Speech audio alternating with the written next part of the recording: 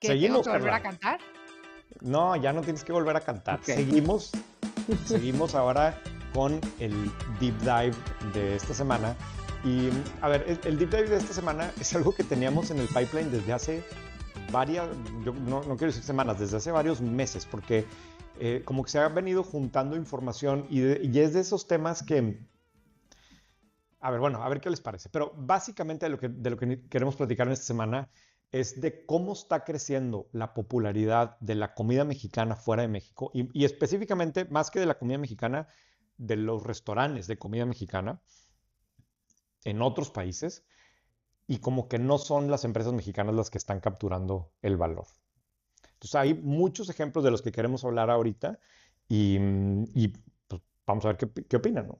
Y este es un tema que me acuerdo que desde que yo te conocí, creo que uno de los primeros artículos que leí en White Paper, o no sé si fue una plática contigo, fue ¿por qué no hay cadenas de taquerías grandes? Ajá, es de los Es un tema artículos que más siempre te ha populares. interesado.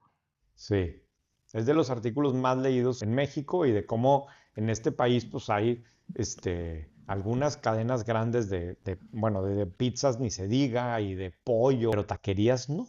Y esto está un poco relacionado con eso, ¿no? Pero mira, yo quiero empezar primero con el caso de Guzmán y Gómez. Guzmán y Gómez es una empresa que hizo un IPO en Australia.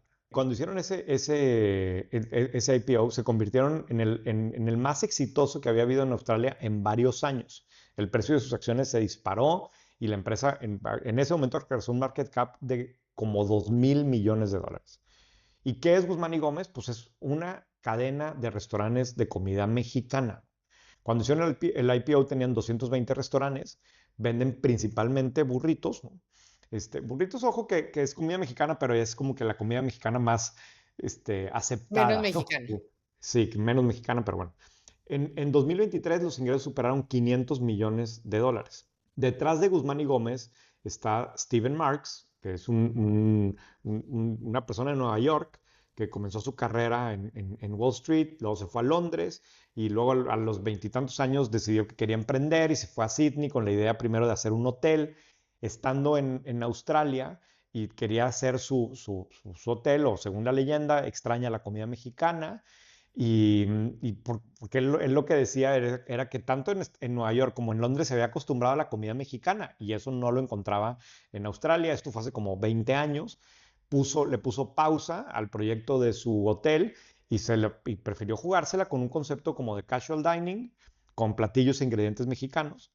Primero iba creciendo como muy lentamente, pero en el 2016 comienza a crecer hacia otros países de la zona y actualmente esta cadena está en Singapur, en Japón, incluso en Estados Unidos. Es una organización de 30,000 empleados.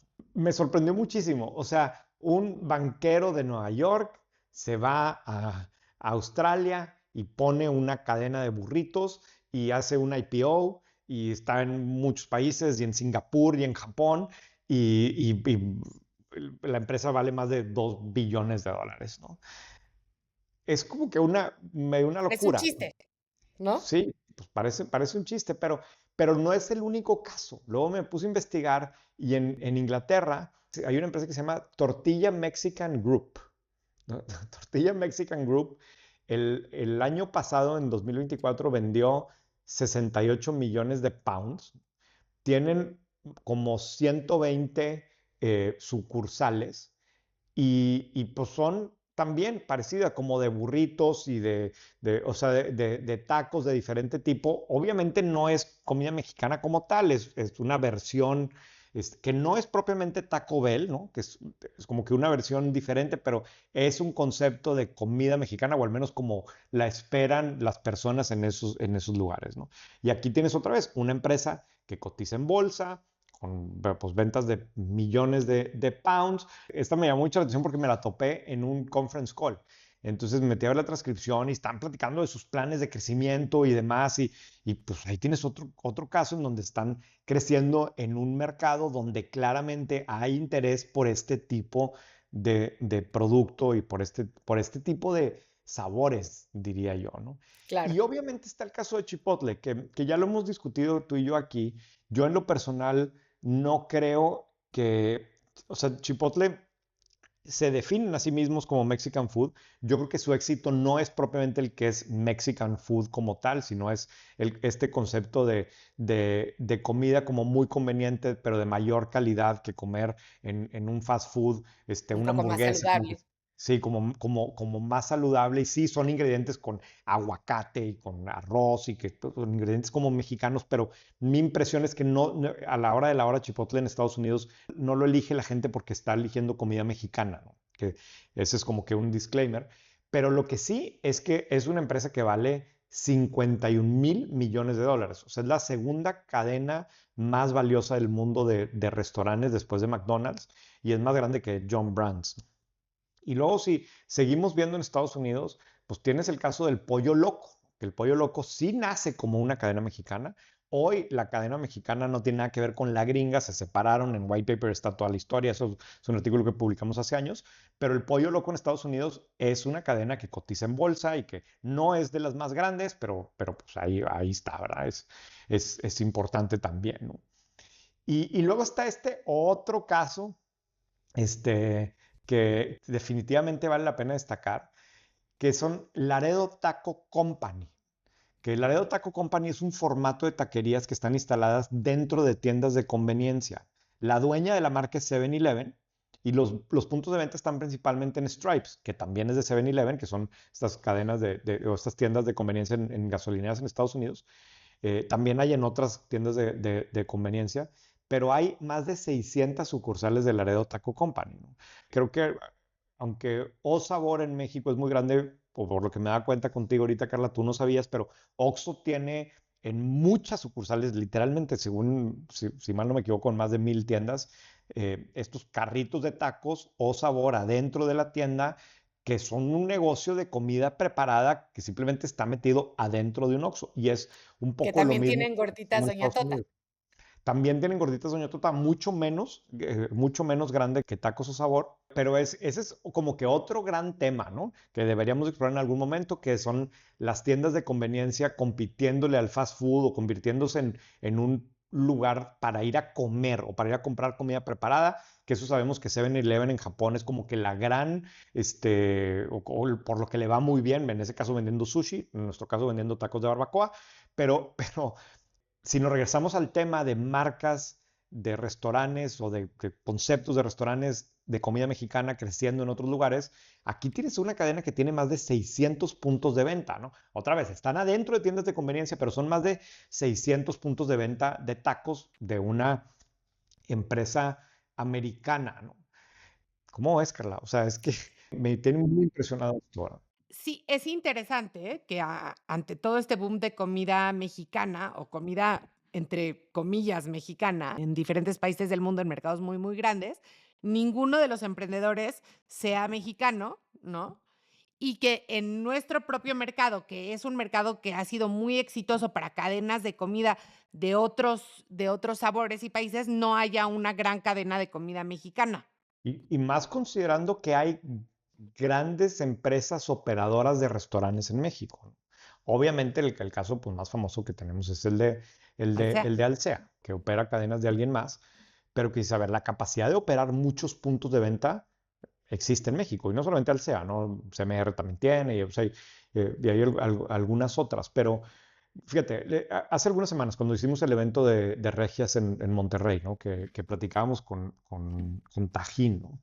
Es increíble el crecimiento que está teniendo Tajín por todo el mundo, ¿no? Y digo, son muy cargados Estados Unidos, pero es un sabor muy mexicano, ¿no? Y con Totalmente. cada vez más aplicaciones distintas y demás, ¿no? Y podrías hablar también de la cerveza mexicana, las marcas que han crecido muchísimo, podrías hablar de los tequilas, ¿no? Y de hecho el de Clase Azul, que ahora creo que también está haciendo algunos restaurantes, pero ahorita hablamos más de eso, pero no a nivel de este concepto, así sea fast food o casual o fast casual o cosas de este tipo, en donde parece que hay una oportunidad muy grande. O sea, casos como el de Guzmán y Gómez o Chipotle demuestran que la comida mexicana es sumamente popular fuera de nuestro país y que está impidiendo que veamos una marca de taquerías dominar otros mercados o llegar a este tipo de escala. Fíjate, el market cap de Guzmán y Gómez, que hoy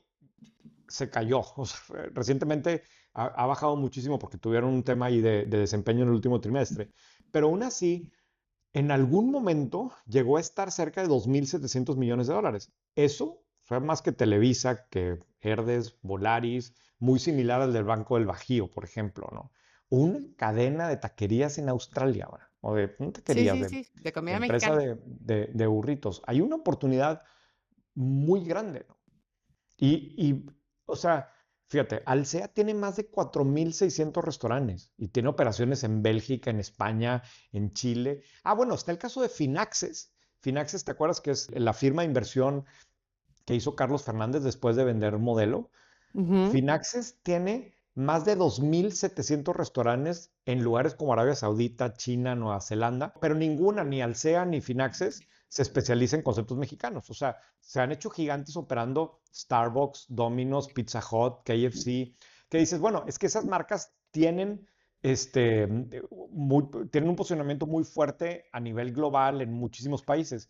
Pues lo que está demostrándose ahorita es que también hay la oportunidad para conceptos de comida mexicana, que no, obviamente no va a ser lo mismo llegar a un país nuevo y ponerte con un Starbucks que ponerte con una cadena que tú inventaste de burritos. Pero lo que sí parece haber es que sí hay interés por la comida de este tipo en otros lugares.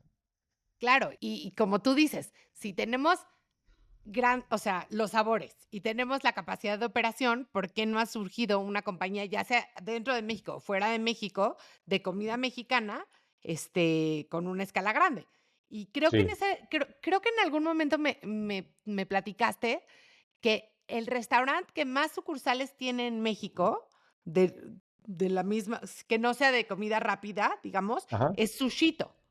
O sea, más bien, el Sí, restaurante mexicano que más sucursales tiene en México es Sushito, sí, sí, sí, que creo que también es sí. como ahora, Sushito tampoco es de un japonés, es como si ahorita en un podcast en Japón dicen: "¿Y por qué en México la cadena de sushis no es de un japonés?", ¿no? O sea, creo que es natural que en Australia, a lo mejor el que los opere sea un australiano, pero sí que no haya una marca de origen realmente de origen mexicano, aunque sea para México y Centroamérica y Sudamérica, sí es una pregunta interesante, ¿no?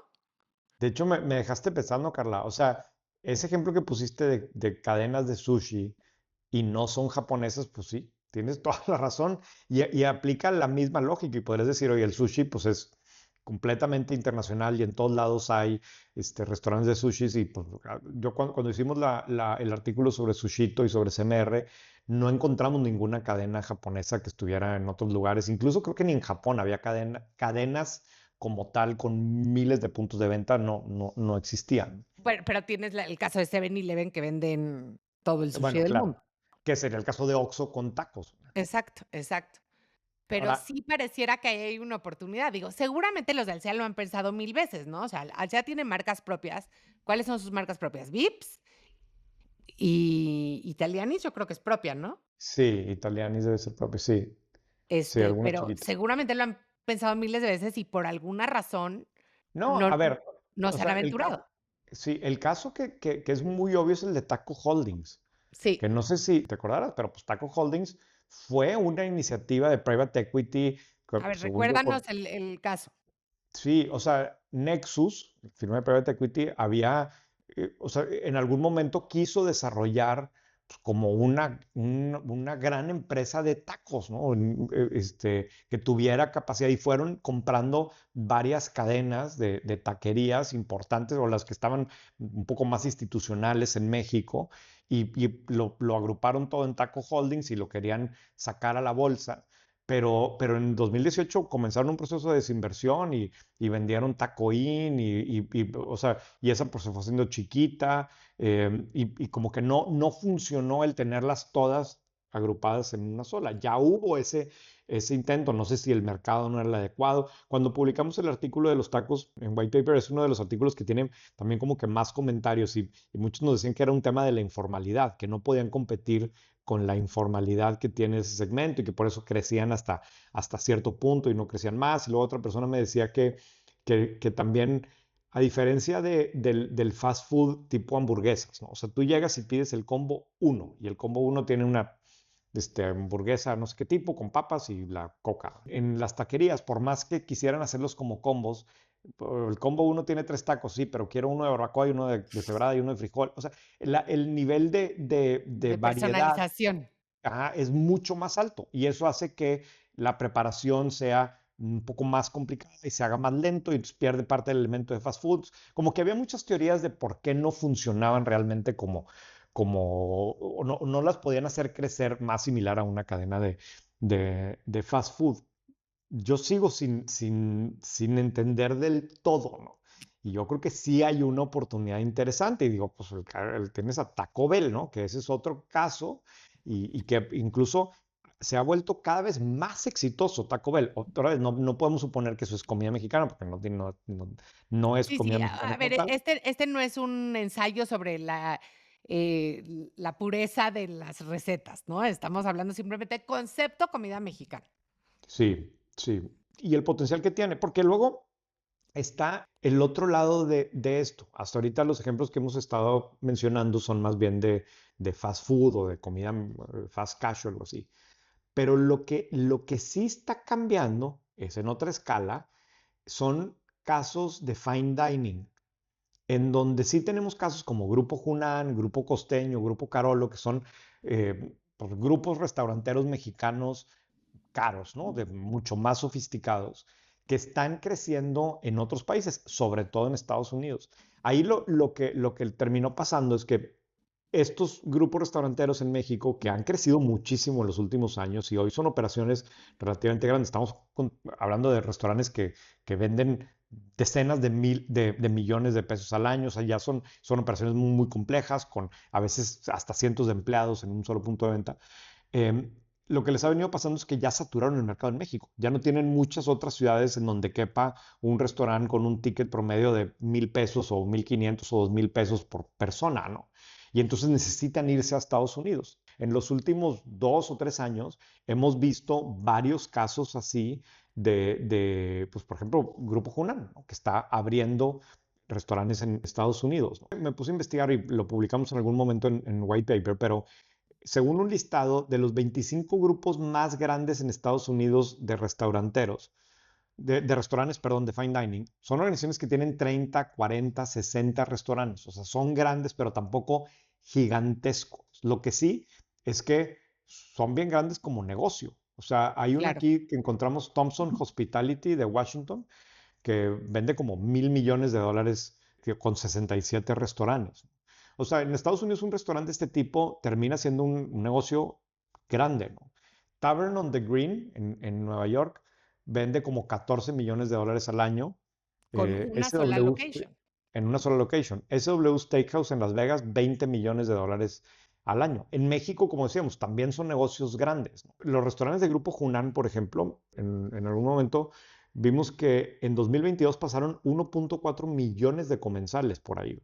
Yo digo, son muchos restaurantes, pero son restaurantes caros en donde el ticket promedio fácilmente supera 1,000 pesos por persona. Entonces, es una organización con un tamaño de operación grandote. Ahora traen la mira en Estados Unidos. Por ejemplo, Grupo Carolo en el 2019 compró a Eureka, que es una cadena de restaurantes tipo casual dining de California, ¿no? Hace como 2 años le metieron como $30 millones, hicieron una ronda de financiamiento con inversionistas y con eso querían crecer de 36 restaurantes que tenían ya en Estados Unidos a 100 para el 2028. Incluso ellos sí tenían ya una cadena de taquerías en Estados Unidos, La Popular.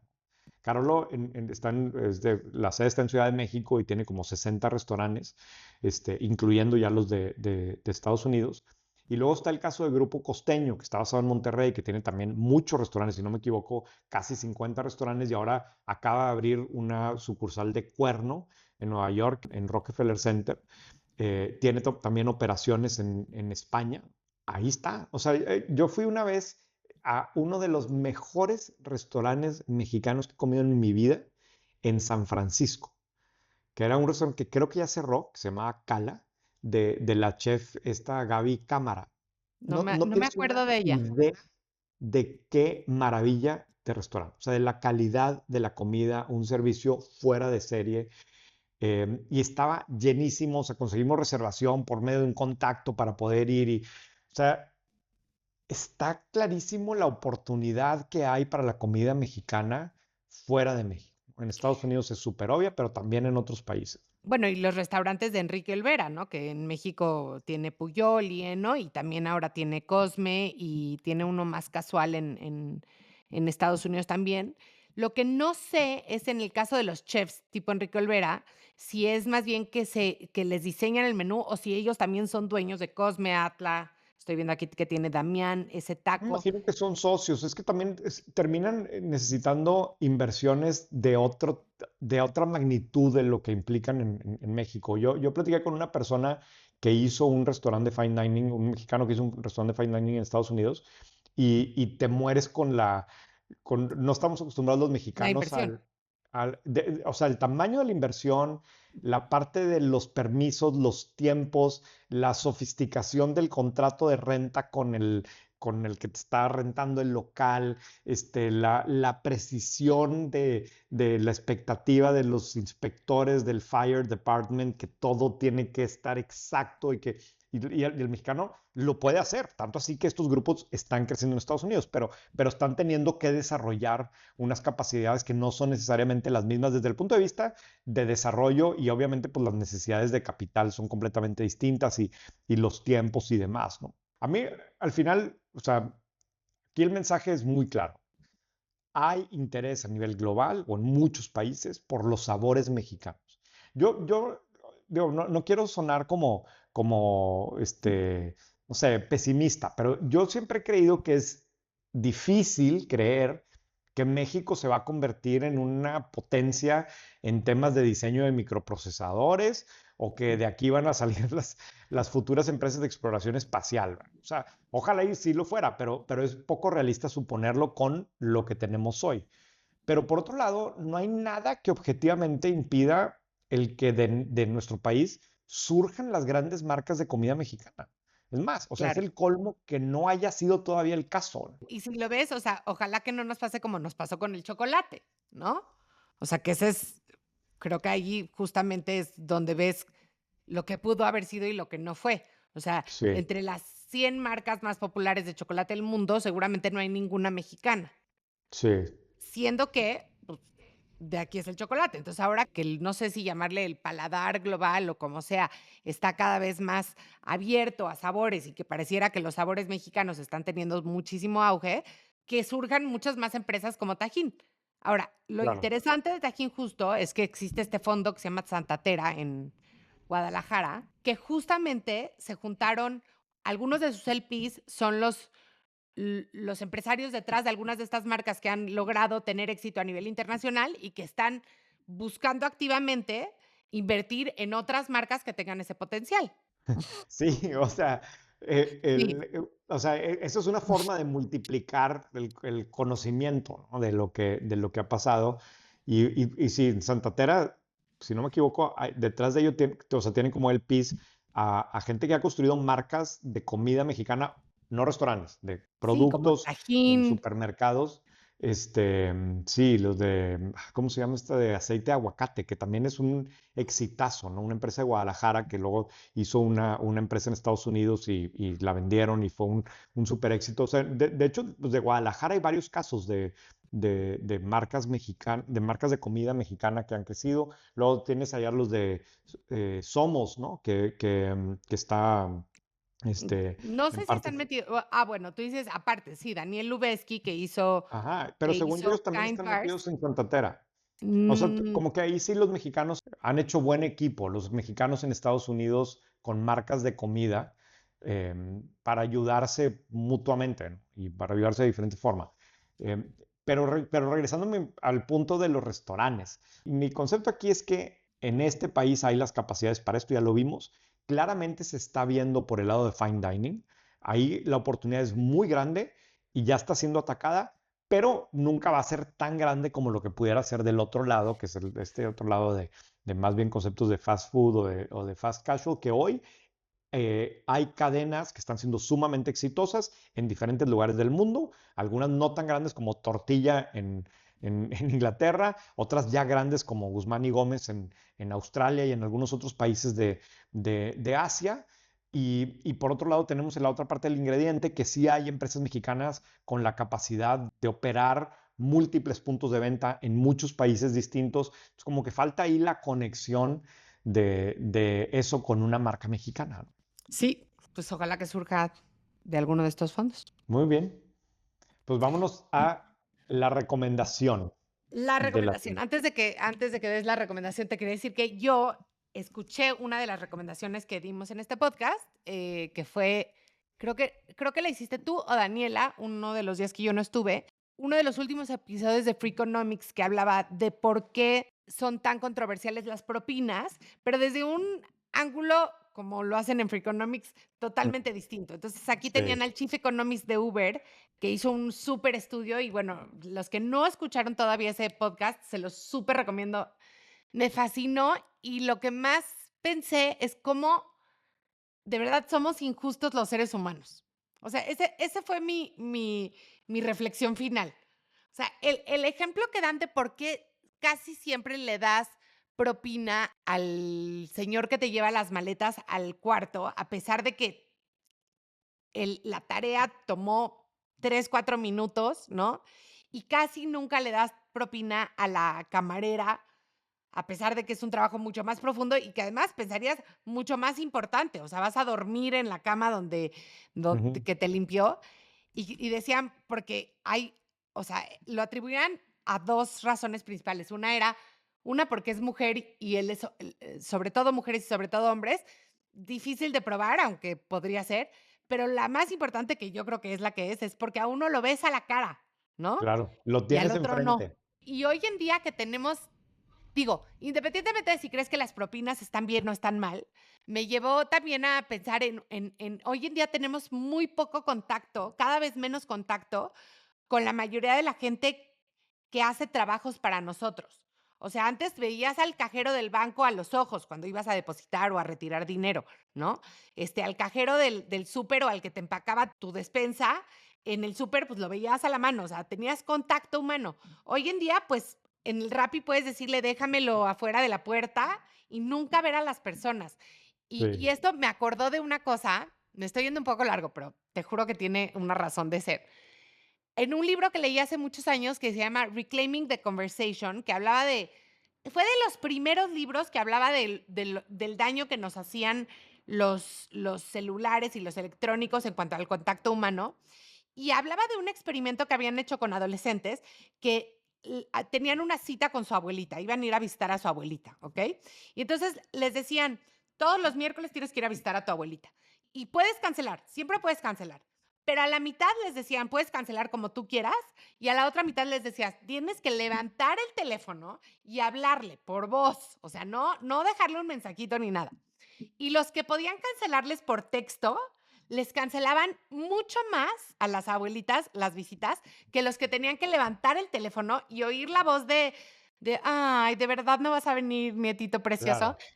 Y pienso de que todo esta que le hemos quitado mucha fricción a las interacciones, pues no necesariamente es bueno, como en este caso de que a las camareras no les dejamos propina, etcétera. En fin, fin Sí. de, No, fin de la sí. reflexión. Sí, está muy buena tu reflexión, está muy bueno el ejemplo de las abuelitas.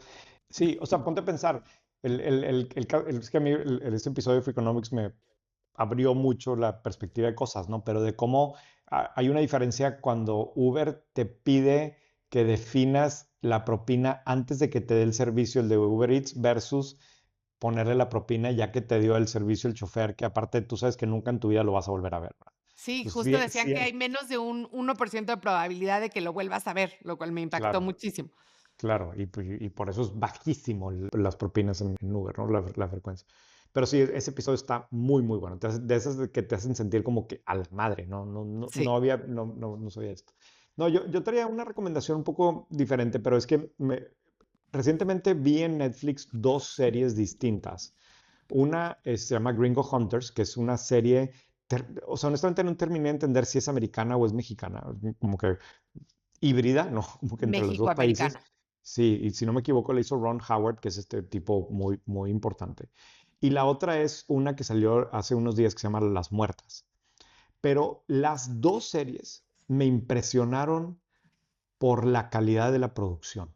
O sea, claramente, incluso, y luego me puse a ver unos capítulos de Club de Cuervos que había visto hace mucho, y no puedes creer la diferencia en el nivel de producción a lo largo de los últimos años. O sea, Club de Cuervos siendo la primera vez que, si no me equivoco, la primera vez que Netflix le metió a desarrollar Sí. contenido propio en México y que fue súper exitosa y lo que tú quieras. Estas últimas dos, particularmente la de las muertas, que está muy fuerte la serie y eh, o sea, está demasiado sofisticado el guión, la calidad de los personajes, no tienes una idea de los sets, o sea, en México de finales de los 50, principios de los 60, demasiado bien hecho. Me impresionó muchísimo. Y la de Gringo Hunters, que normalmente las series mexicanas así de misterio y acción no son muy buenas, o sea, o al menos a mí no me gustan. Bueno, esa está muy buena. Y estás bien clavado y quieres saber y qué onda. Y me tiene como que muy impresionado. Ahí sí, el impacto de lo que está teniendo Netflix en el desarrollo de, de producciones de este tipo en México. O sea, claramente ahí estaba el talento, claramente ahí estaba los lugares para filmar y las historias y simplemente ahora están los billetes detrás de eso que están permitiendo que funcione, ¿no? Pero esta de las muertes, Carla, neta, o sea, a lo mejor no te gusta, es como medio de humor negro, es este mismo sabor de Pero tipo, es una historia verdadera, además, ¿no? no me queda muy claro, o sea, al final te lo hacen sentir como que sí fue una historia verdadera. Yo cuando son historias verdaderas realmente no creo que sean historias verdaderas, creo que agarran hechos, y lo convierten en historias, pero, o sea, vale la pena nomás para que veas la calidad de los pueblos, de los lugares, te imaginas que sí haya sido este país, ¿no? Que, tiene un sabor muy parecido a La Ley de Herodes y El Infierno y todas estas de ese tono, pero son capítulos bien largos. Haz de cuenta que estás viendo, o sea, 6 películas, pues son 6 episodios y cada uno dura más de una hora. Y aquí hay mucho dinero metido ahora. O sea, Mira. claramente le están apostando muy fuerte, ¿no? Y la de Gringo Hunters es completamente diferente, es más como una serie gringa gringa de Gringo Hunters, pero como una serie americana de misterio, de policías y así. Pero yo nunca había visto una de esa calidad mexicana en español con personajes mexicanos. La voy Vale a la ver. pena verlo, o sea, independientemente si te gusten o no, pero simplemente como que entender hacia dónde o el potencial que tiene la industria cinematográfica en ese país y en esos dos productos se ve súper claro. Bueno, y justo están invirtiendo para ayudar a la remodelación de los estudios Churubusco, Netflix. Sí, sí, sí, sí vi. Muy Oye, y bien, hablando de Netflix, ¿ya viste K-Pop Demon Hunters? no, no la he visto. Digo, entiendo que es muy relevante, no me atrae para nada, la tengo que ver. Aparte es musical, o sea, ¿qué voy a ver yo con Es eso? musical. No, pero sí ya viste el fenómeno que es. Sí, sí. O sea, yo me la paso topándome con artículos de medios de negocios hablando de K-Pop Demon Hunters, que me siento muy orgullosa que la vi antes de que fuera a thing. Sí, tú lo mencionaste aquí en este Yo lo podcast hace mencioné. ya varios meses, yo creo. Muy bien, Pues Carla. bueno, Pues muchísimas gracias. ¿Cómo anda tu semana? voy a Aguascalientes. Ok, Voy a dar una conferencia en Expo Maén el jueves. O sea, ok. cuando estén escuchando No, No, es que ya no sé qué semana estamos estamos hablando. hechos bolas. Sí, a ver, vamos a ir aprendiendo con este nuevo, ritmo de programas, ¿no? Así es. ¿Tú cómo pinta tu semana? No, pues yo digo, es una semana cortada ahora por el puente. Estoy en Monterrey y hasta la siguiente semana voy a México, creo, sí. Oh, ya nos toca hacer roundup Grabar en vivo. de reportes trimestrales, ¿no? No, todavía no, espérate, tranquila, todavía no. Sí, siento que Todavía no hace un poco empieza. más. Sí, no. Bueno, pues que tengas buena Ok, semana, Renzo. igualmente, Carla.